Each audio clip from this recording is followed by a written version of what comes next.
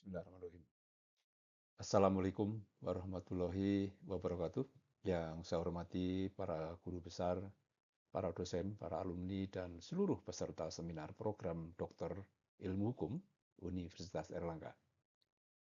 Presentasi kali ini saya akan membahas tentang persimpangan hukum lingkungan dalam penerapan prinsip keadilan antar generasi atau intergenerational equity principle dengan fokus pada peran dua instrumen penting, yaitu natural resource damages dan environmental injunction dalam mendukung perlindungan lingkungan yang berkelanjutan.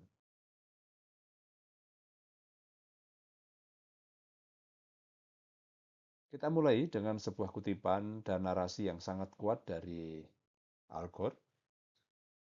Beliau adalah mantan wakil presiden United States. Ini disampaikan saat menerima Nobel Perdamaian, yang mengingatkan kita bahwa tindakan atau kelalaian kita hari ini yang tidak berbuat sesuatu untuk mencegah kerusakan lingkungan akan dihakimi oleh generasi yang akan datang.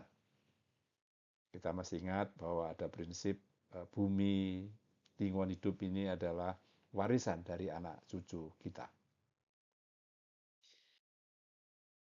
Al-Quran mengingatkan kita tentang prinsip keadilan antar generasi, intergenerational equity principle, di mana dalam deklarasi Rio terdapat prinsip-prinsip penting lain yang berkaitan dengan keberlanjutan. Di antara adalah prinsip pencegahan dini atau precautionary principle yang kemudian terhadap turunannya yang diterapkan di pengadilan atau oleh hakim disebut sebagai prinsip in dubio pro natura, kemudian prinsip keadilan intra-generation, ini generasi yang sama saat ini. Harus dibedakan antara intra-generation dengan intergeneration. Kemudian prinsip integrasi, prinsip kerjasama, dan prinsip pengelolaan tanpa merugikan. Deklarasi Rio telah menegaskan prinsip penting, yaitu prinsip keadilan antar generasi, intergenerational equity principle, di mana pemanfaatan sumber daya alam saat ini dilakukan itu harus mempertimbangkan kepentingan generasi mendatang. Prinsip ini juga merupakan salah satu dasar filosofi pembangunan berkelanjutan di Indonesia yang tertuang dalam konstitusi dan undang-undang perlindungan pengelolaan lingkungan hidup. Di Indonesia, prinsip ini telah dikonkretisasi dalam pasal 1 angka 3 Undang-Undang Nomor 32 Tahun 2009 tentang perlindungan dan pengelolaan lingkungan hidup, bahwa pembangunan berkelanjutan harus menjamin hak lingkungan hidup yang baik dan sehat bagi generasi kini dan generasi yang akan datang. Kemudian juga dalam putusan MK, Mahkamah Konstitusi, disebutkan bahwa di mana pembangunan berkelanjutan diakui sebagai upaya memenuhi kebutuhan generasi sekarang tanpa mengorbankan kebutuhan generasi mendatang. Bagaimana konkretisasi prinsip keadilan antar generasi ini dalam persimpangan langkah hukum lingkungan di Indonesia? Untuk memperkuat prinsip ini, kita membutuhkan instrumen hukum yang lebih operasional, metode komparasi dengan sistem hukum negara lain bisa kita gunakan, yaitu ganti rugi sumber daya alam yang sering disebut sebagai natural resource damages atau NRD, dan environmental injunction. Dua hal inilah yang ingin saya tawarkan kepada hadirin sekalian dalam pembahasan presentasi pada kali ini. Yang pertama adalah natural resource damages atau NRD atau ganti rugi sumber daya alam yang lebih dekat dengan polluter pays principle. prinsip pencemar membayar. NRD merupakan kompensasi atas kerusakan langsung terhadap sumber daya alam akibat pencemaran atau perusakan lingkungan hidup. Berbeda dari sekedar denda atau biaya cleaning up atau pembersihan, NRD fokus pada pemulihan ekosistem dan restorasi fungsi atau manfaat lingkungan yang hilang.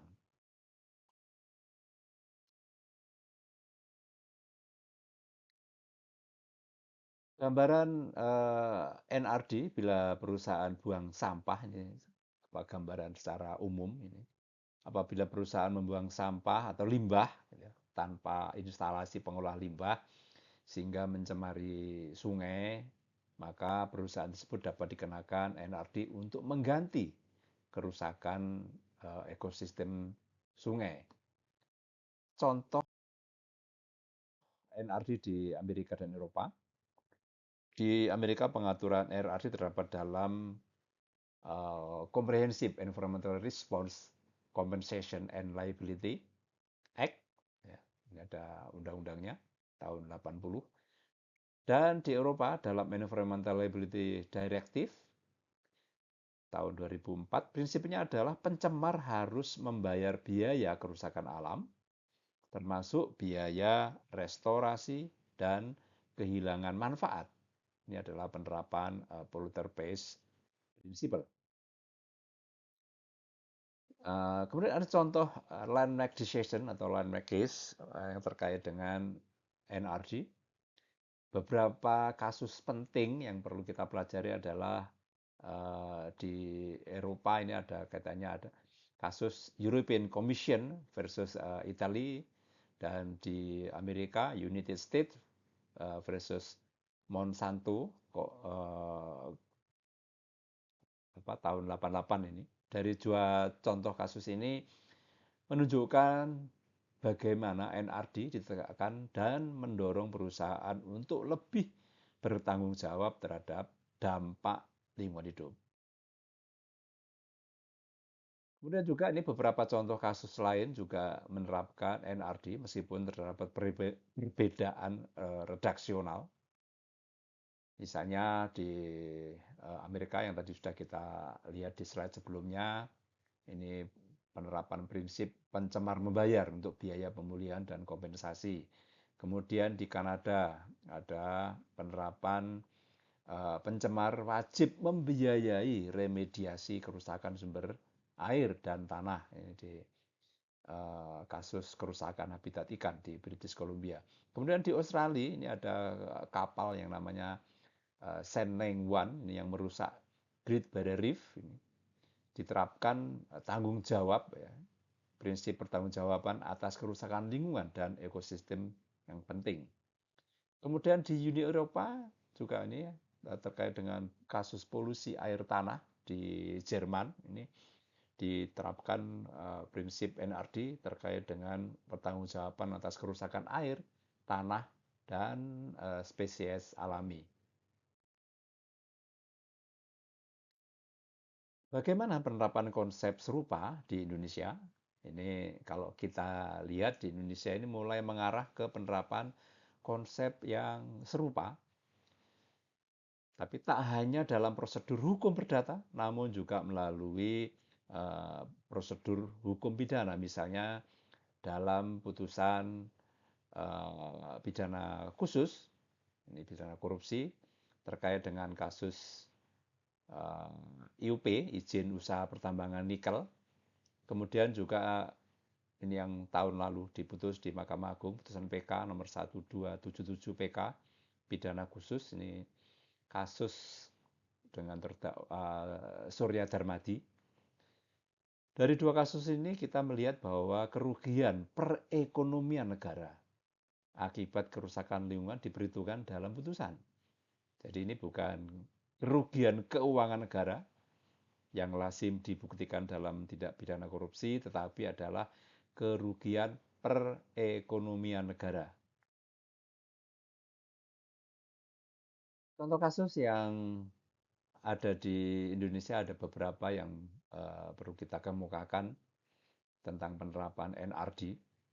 Ini dapat dilihat pada kasus perdata PT Kalista Alam, kemudian kasus tindak pidana korupsi yang tadi Surya Darmadi, dan satu lagi ini adalah kasus class action yang dilakukan oleh warga negara Indonesia, khususnya dari NTT, di Federal Court of Australia yang di Sydney, yang dimana pengadilan federal Australia ini memutus PT TAP Australasia ini bersalah dan wajib membayar ganti rugi.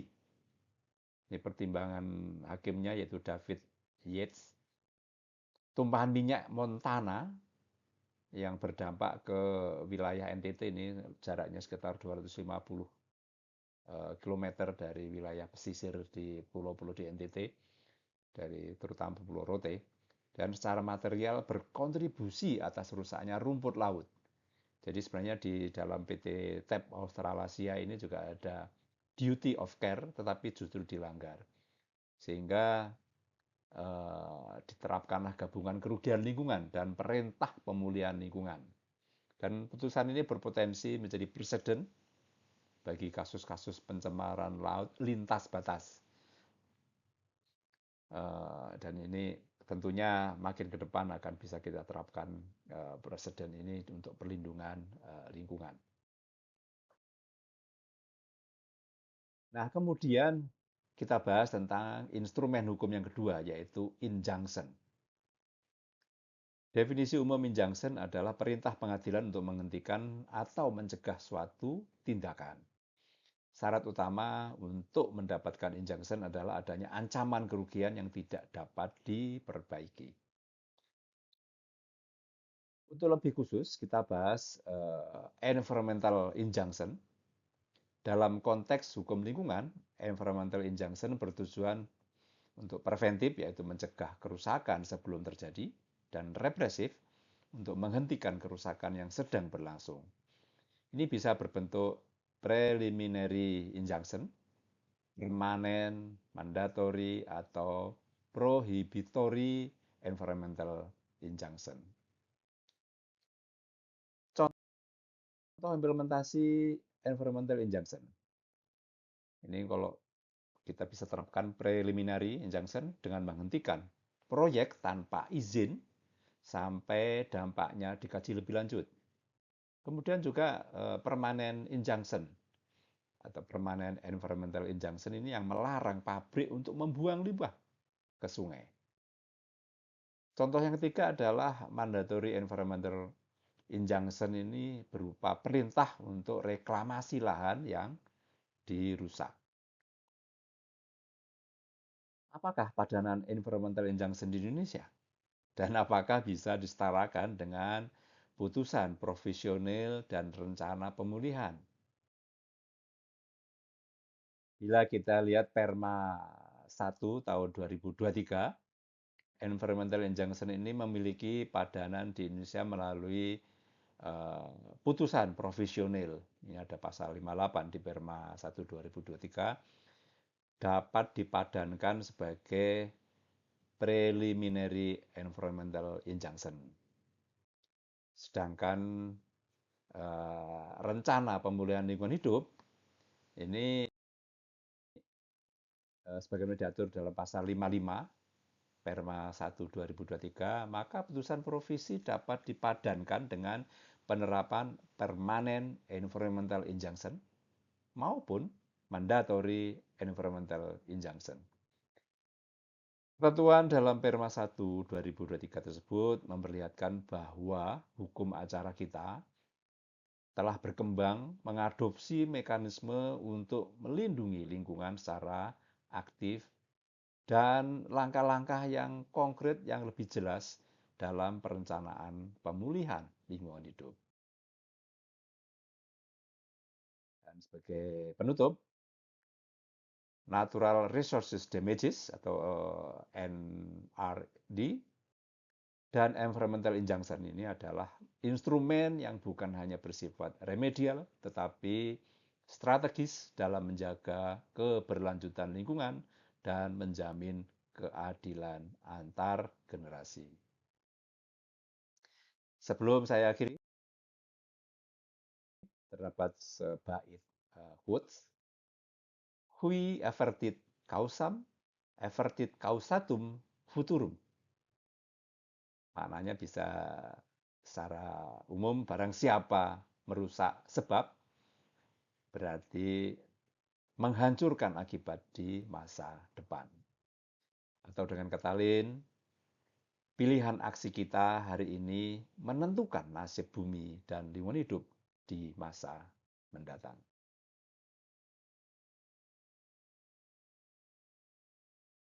Terima kasih atas perhatian Bapak Ibu sekalian. Kurang lebihnya mohon dimaafkan. Wassalamualaikum warahmatullahi wabarakatuh.